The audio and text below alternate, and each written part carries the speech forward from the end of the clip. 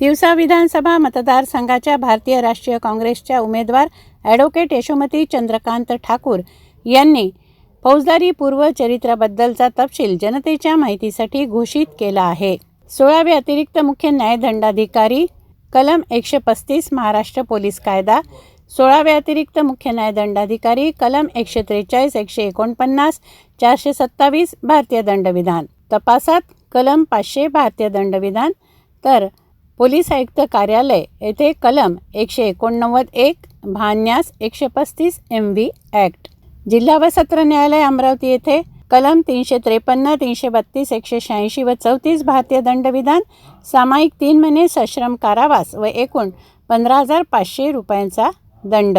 उमेदवाराविरुद्धच्या प्रलंबित असलेल्या फौजदारी खटल्यांबाबतचा तपशील जाहीर करावा लागतो. त्या अंतर्गत फौजदारी पूर्व चरित्राबद्दलचा तपशील जनतेच्या माहितीसाठी ॲडव्होकेट यशोमती ठाकूर यांनी जाहीर केला आहे.